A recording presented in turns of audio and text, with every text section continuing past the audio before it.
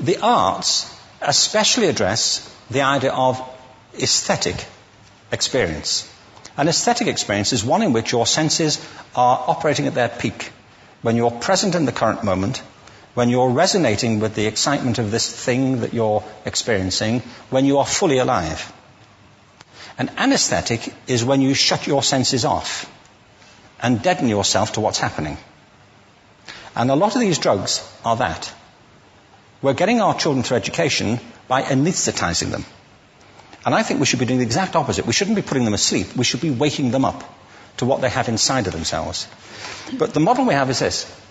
I believe we have a system of education that is modeled on the interests of industrialism and in the image of it. I'll give you a couple of examples. Schools are still pretty much organized on factory lines, ringing bells, separate facilities, specialized into separate subjects. We still educate children by batches. We put them through the system by age group. Why do we do that? Why is there this assumption that the most important thing kids have in common is how old they are? It's like the most important thing about them is their date of manufacture. You know what I mean?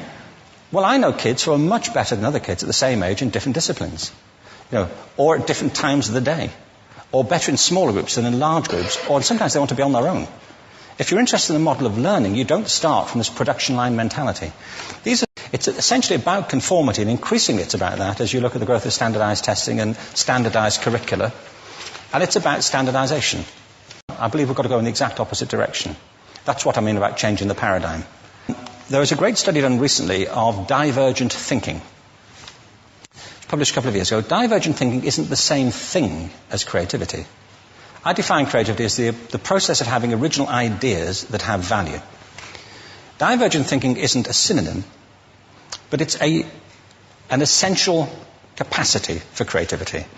It's the ability to see lots of possible answers to a question, lots of possible ways of interpreting a question, to think what Edward de Bono would probably call laterally, to think not just in linear or convergent ways, to see multiple answers, not one. So, there are tests for this. One kind of cod example would be, people might be asked to say, how many uses can you think of for a paperclip? One of those routine questions. Most people might come up with 10 or 15. People who are good at this might come up with 200. And they do that by saying, well, could the paperclip be 200 foot tall and be made out of foam rubber? Does it have to be a paperclip as we know it, Jim? Now, there are tests for this, and they gave them to 1,500 people. This is in a book called Breakpoint and Beyond. And on the protocol of the test, if you scored above a certain level, you'd be considered to be a genius at divergent thinking. Okay? So my question to you is, what percentage of the people tested, of the 1,500, scored at genius level for divergent thinking? Now, you need to know one more thing about them. These were kindergarten children. So what do you think? What percentage at genius level? 80. 80, okay. 98%. Now, the thing about this was it was a longitudinal study. So they retested the same children 5 years later, ages of 8 to 10. What do you think? 50? They retested them again 5 years later, ages 13 to 15.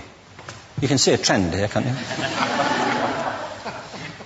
Now, this tells an interesting story, because you could have imagined it going the other way, couldn't you? You start off not being very good, but you get better as you get older. But this shows two things. One is we all have this capacity, and two, it mostly deteriorates. Now, a lot of things have happened to these kids as they've grown up. A lot. But one of the most important things that happened to them, I'm convinced, is that by now they've become educated. They've spent 10 years at school being told there's one answer, it's at the back. And don't look. And don't copy, because that's cheating.